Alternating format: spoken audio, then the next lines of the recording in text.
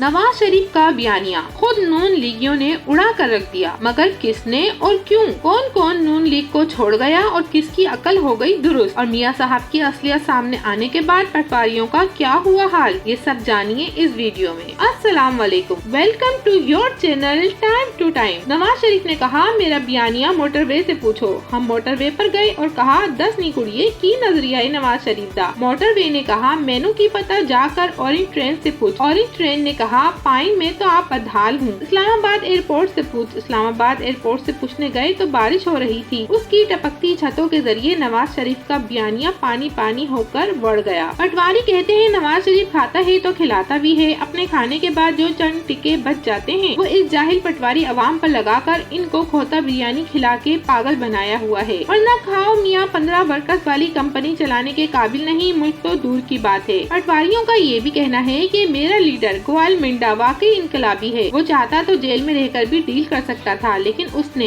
बेनामी जायदाद Avon field में बैठकर डील की। असल बात यह है कि नवाज शरीफ का सारा बयानिया दबड़बोज हो चुका है। बेचारे कई लिफाफे बड़ी मुश्किल से बयानिया बनाते हैं कि नवाज शरीफ इनकलाबी वापसी कर रहा है।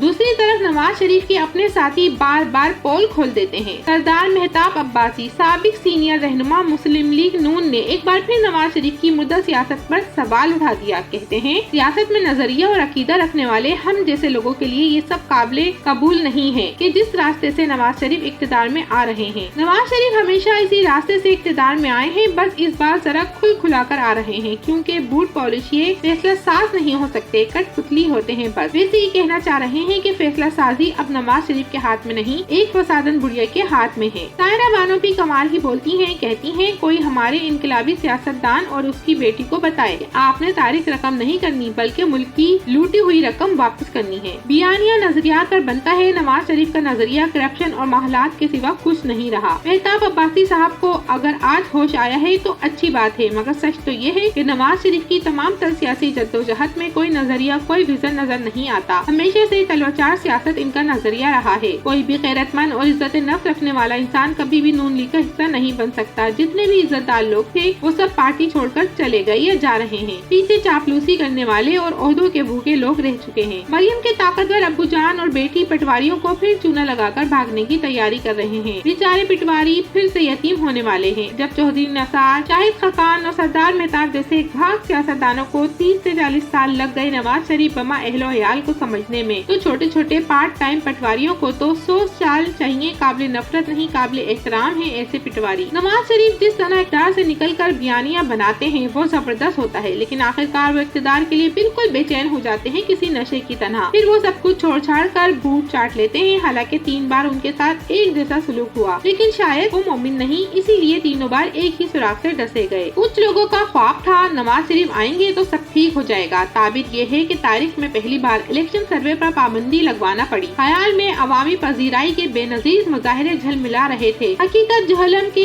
इस 19 साला नौजवान ने बयान कर दी, जिसने कहा, मेरी माँ बीमारी की वजह से जिंदगी के आखिरी दिन गिन रही है। उसने कहा है, अगर 8 फरवरी तक जिंदा रही तो मुझे इमरान खान को वोट डलवाने जरूर ले जाना। खौफ के शाहकार, कांपती टांगों और धड़कते दिलों के साथ खान के सब मुखालफिन, पुलिस, अदालत, जज, सियासतदान, सरकारी बाबू, निगरान और तोपेले, ढंडोरची और तबलेची, पंजाबी, सिंधी, पठान एक सफे पर आकर भी खान का कुछ नहीं बिगाड़ सके। और पाकिस्तानी तारीख की सबसे बड़ी सियासी और अदालती मुजाहिमत जारी है। हजारों गिरफ्तारियां, सैकड़ों अदालती केस, डर के मारे जज खुद जेल में। औरतों और बच्चों से लड़ाई, इलेक्शन कमीशन और कोई रह तो नहीं गया, मगर एक शख्स वो तन तना खड़ा है और करोड़ों आवाम उसके पीछे हैं। कल लोग क्या करना है, ये जंग एक इनकलाब में तब्दील हो गई है।